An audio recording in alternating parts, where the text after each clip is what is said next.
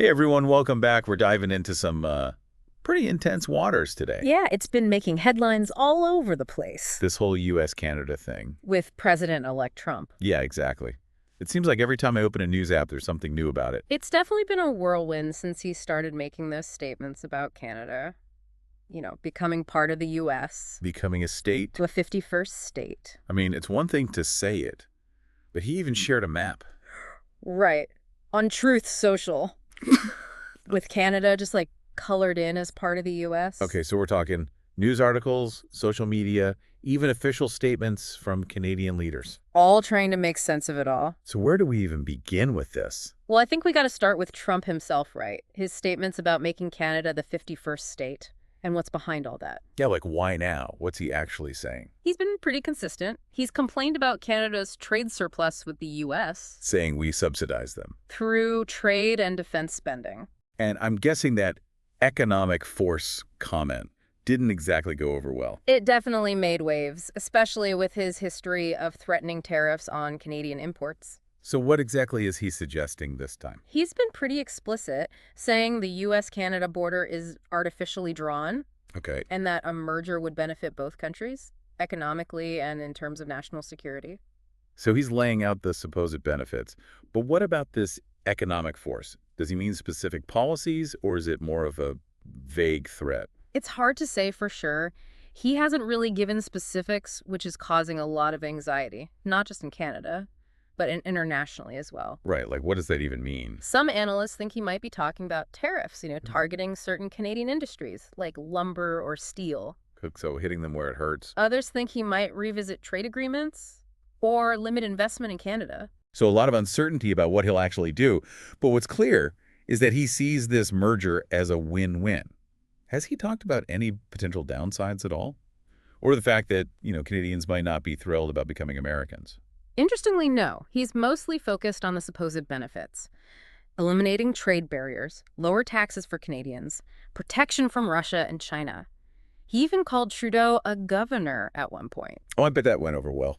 Not really, no. It didn't exactly sit well with Canadian leaders. So we've got Trump pushing for this merger, and I'm guessing Canada isn't exactly jumping at the chance. What's been the official response?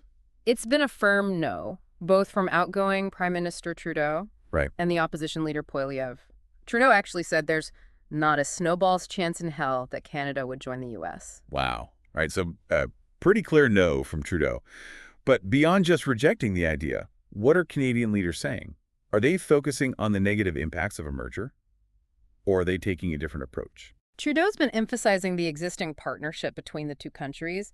The strong trade and security ties. Right. Framing it as a relationship that works without needing to absorb Canada. Makes sense. He's also been talking about Canada's unique cultural identity, pushing back on the idea that they'd just be swallowed up without losing something important. So basically he's saying, thanks, but no thanks, we're good. What about Poilievre? Is he on the same page, or is he taking a different stance? Poilievre's also rejected the merger idea, but his focus has been different. He's actually criticizing the current government, saying they haven't done enough to show Canada's value as an ally. Interesting. He says if he's elected, he'll put Canadian interests first and make sure their contributions are recognized.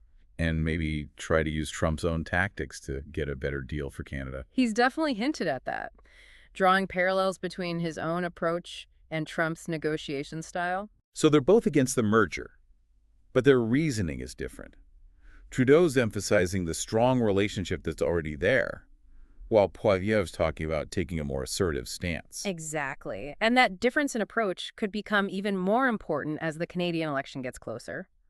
How this whole thing plays out on the campaign trail could really shake things up, both in terms of the election results and for the future of U.S.-Canada relations. Right, because now you've got this external pressure from Trump, but it's also creating these internal divisions within Canada, between those who want to work with the U.S. and those who want to push back harder. Absolutely. And that internal debate is just as important to understand as Trump's statements themselves. How Canadians respond to all this pressure, both individually and as a country, is going to shape their relationship with the U.S. going forward. Okay, so we've got Trump making these bold statements, Canadian leaders pushing back, and this growing internal debate within Canada itself.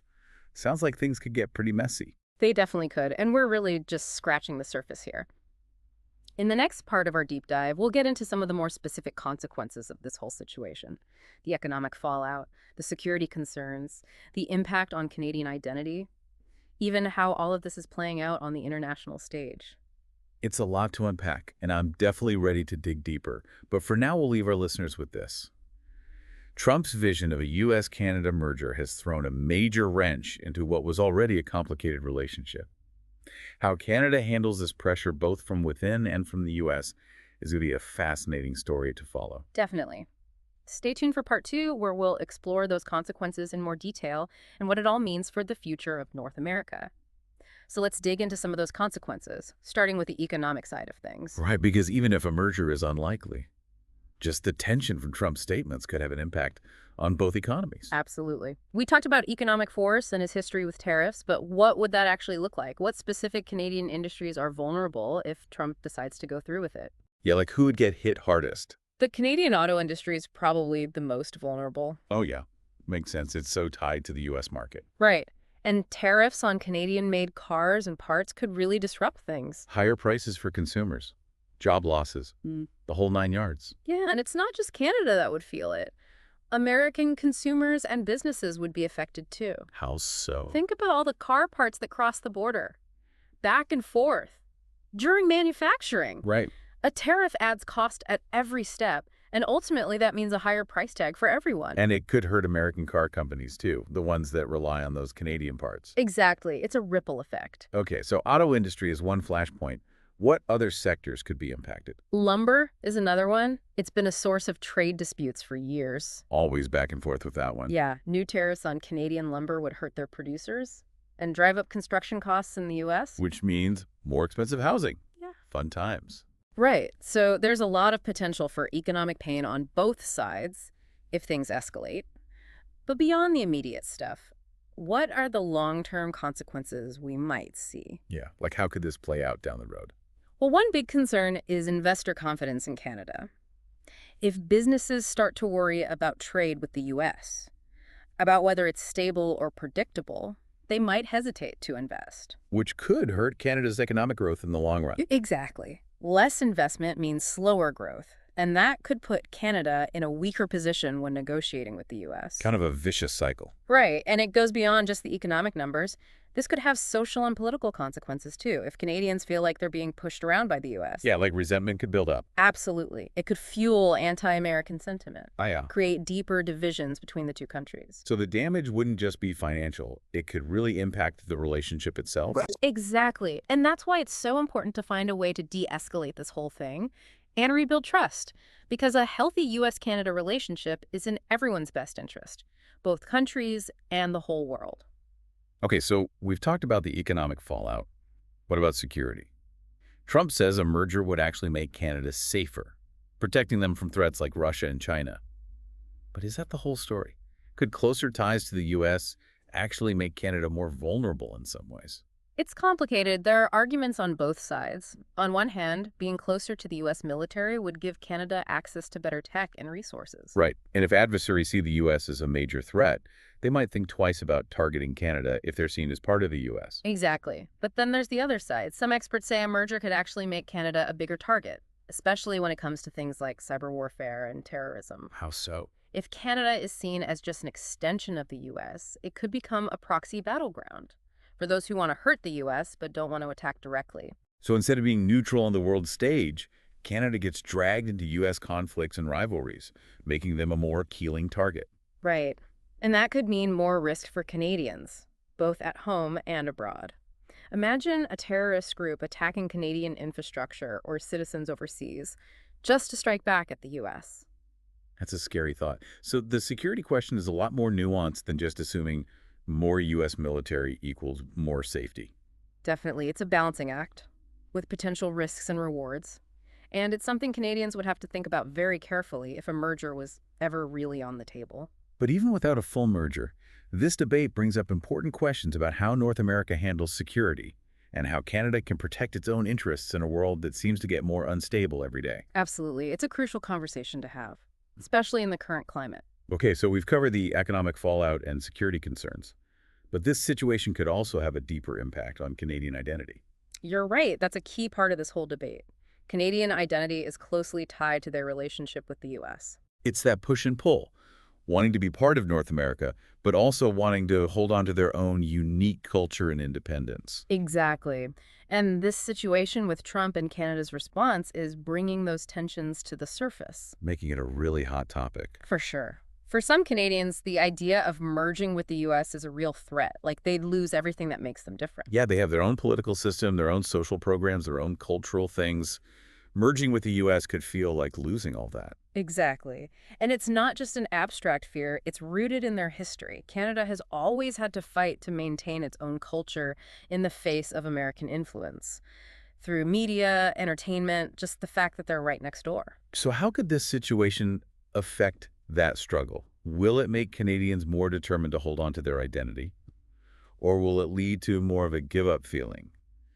Like resistance is pointless. It's hard to say for sure. On the one hand, it could spark a new wave of Canadian nationalism, a desire to protect their heritage and push back against what some see as American overreach. We're already seeing some of that in the public reaction to Trump's statements. Yeah, a lot of pushback on social media, even some jokes about becoming American. It's like they're using humor and defiance to deal with it and reaffirm who they are. Right. But it could also fuel anxieties and divisions within Canada. Some people might feel resigned, like joining the U.S. is just a matter of time. Others might see it as a chance to embrace a more North American identity, downplaying the differences between the two countries. Well, it could force Canadians to really look inward, to think about what it means to be Canadian in a world that's increasingly globalized. Absolutely. And how they answer those questions, both individually and as a nation, will have a big impact on their country, their relationship with the U.S., and their place in the world. We've been talking a lot about the U.S. and Canada, but this is a global story.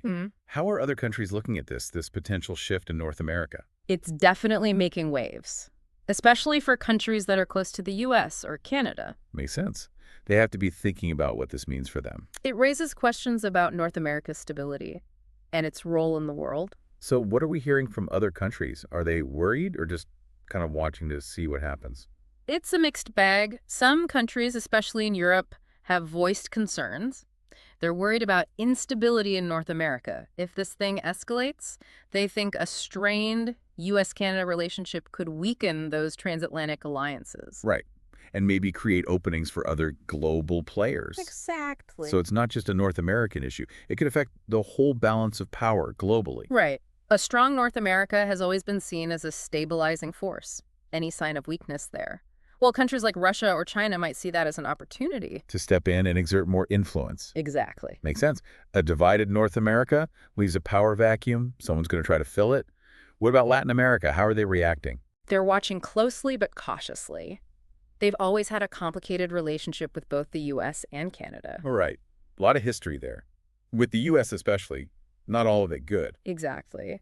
And Canada, even though they're often seen as more neutral, they're still involved in the region. Right. Trade, development, that sort of thing. So it's a tough spot for Latin America. What do? They're trying to figure out how to play this. On the one hand, a weaker Canada could give them more leverage. To push for better deals with North America. Possibly. But they also know that a stable North America is important for everyone in the hemisphere. For their own security and economies. Right. If the U.S. and Canada have a major falling out, it could hurt everyone. So a lot of uncertainty down south, too. What about the big players on the world stage? China, Russia. Right. Are they licking their chops at this? They're definitely watching closely, looking for any advantage they can get. A divided North America would be good for them. Opens up possibilities. In trade, energy, even military presence. We're already seeing Russia getting more aggressive in the Arctic. Yeah. And China's been making inroads in Latin America for a while now. Exactly. So yeah, this whole situation has the potential to shift global power in some big ways. It's a reminder that things that seem local or regional can actually have a global impact. Okay, so lots of potential downsides, but any chance this could lead to something good? Could this crisis actually create positive change? It's always possible. Sometimes a shakeup is what it takes to make real change happen. Like a wake-up call. Yeah. For Canada, this could be a time to think about who they are, what their place in the world is. Rethink their priorities. Right. They might focus more on their independence, diversifying their economy, strengthening relationships with other Not countries. putting all their eggs in one basket. And for the U.S., it might be a reminder that diplomacy matters, that they need to treat their neighbors with respect. Especially their allies. Right. Even the most powerful country in the world can't go it alone. They need to work with others. And on a global level, this situation can show how important it is for countries to work together to tackle the big challenges. Exactly. Like climate change, pandemics, economic instability. No one country can solve those problems on their own. We're all connected. We've covered a lot today. The economic fallout, the security risks, the impact on Canada's identity, even the global implications. It's a lot to think about. Hopefully, our listeners have a better understanding of what's at stake here. Definitely. And as always, keep digging into this, read different perspectives, challenge your own assumptions. The U.S.-Canada relationship is important. It affects all of us. It's one to keep an eye on, for sure. Thanks for joining us for this deep dive. Until next time, stay curious and stay engaged.